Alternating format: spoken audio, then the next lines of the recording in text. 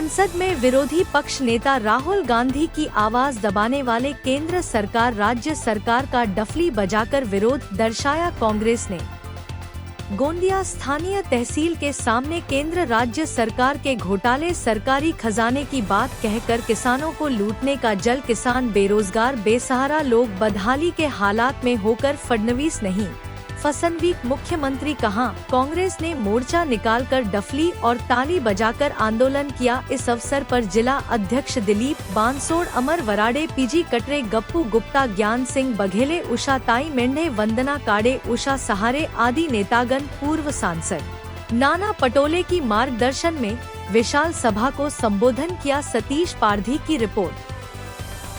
मध्ये एक चर्चा राहते, हे भाजपची जी सत्ता आलेली आहे ही शेतकरी विरोधी सत्ता आहे, बेरोजगारांच्या विरोधातली सत्ता आहे आणि काँग्रेस मोर्चा काढत नाही हा लोकांच्या मनामध्ये गंगाबाई मोठ्या प्रमाणात प्रश्न आहे की काँग्रेस का मोर्चा काढत नाही। तुम्ही मोठा मोर्चा काढला का तुम्हाला शहरी नक्षलवादी म्हणून जाहीर करतील आणि तुम्हाला नॉन अवेलेबल जेलमध्ये टाकतील।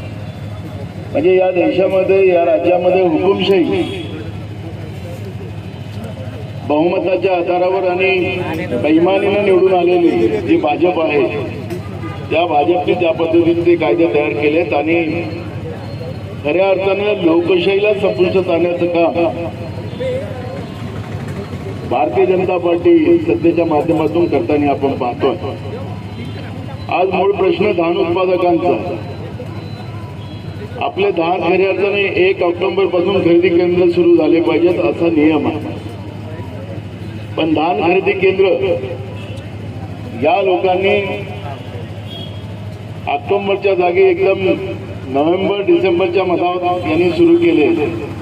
हिशोब वेगळाच आहे मागायचा, पण जे धान आपण विकले या वर्षाला त्याचे पैसे अजून पूर्ण आलेले नाही, अपुरे, तर आम्ही मोठं आंदोलन करू आणि जिल्हाधिकाऱ्यांनी तातडीनं राज्य सरकारला आपलं निवेदन पाठवलं आणि सरकार घाबरली आणि काँग्रेसच्या धाकानं या शेतकऱ्यांचे पैसे देण्यासाठी सरकारला भाग पाडलं, पण ते अपुरे पैसे अजून देतात आहेत अशी परिस्थिती अजूनही आहे। तुम्ही ठेवले तर त्याच्यावर व्याज का देत नाही हे जसं देतात ते एवढ्या दिवसाचा 12% प्रमाणे आम्हाला व्याज दिला पाहिजे। नंतर जे भूमिका लोकसभेमध्ये घेतली, आपले सगळ्यांचे नेते राहुल गांधीजी जे लोकसभेचे विरोधी पक्ष नेते आहेत त्यांनी मोदी सरकारने कसं देश आपला जीव वाचवण्यासाठी गहाण ठेवला आणि कसा देश विकला याची भूमिका सातत्यानं आपले नेते राहुल गांधीजी लोकसभेमध्ये मांडतात, पण त्यांना त्यांची भूमिका मांडू देत नाही।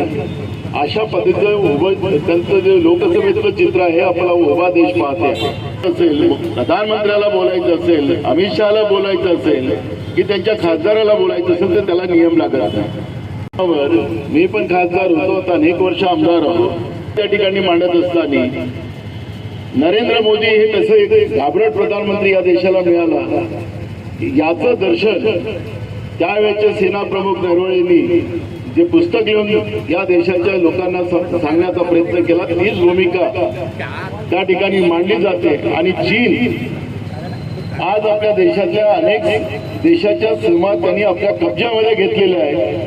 अशा पद्धतीचं चित्र आज असताना सुद्धा देशाचे संरक्षण मंत्री असतील, राजनाथ सिंग असतील, प्रधानमंत्री असतील, अमित शहा असेल, हे सगळेच्या सगळे राहुल गांधींनी ही वस्तुस्थिती लोकांच्या समोर मांडू नये याची काळजी त्या ठिकाणी केली जाते। आपण पाहिलं की आणि त्या देशामध्ये जे बेट आहे, एल्फिस्टन जे बेट आहे, त्या बेटावर या नरेंद्र मोदी सारखे जगातले अनेक मोठे नेते त्या बेटावर गेले आणि त्या बेटावर जाऊन लहान मुलीवर ज्या पद्धतीचे अत्याचार केले, त्यांना कापलं गेलं, त्यांचं भाजी करून खाल्ली, अशा पद्धतीचं चित्र त्या माध्यमातून पुढे येतात। त्यांना खाल्लं त्या लहान पोरीला, त्यांच्यावर अत्याचार तर केलाच आणि त्याच्यामध्ये देशाचे प्रधानमंत्री नरेंद्र मोदीचं नाव येते आहे।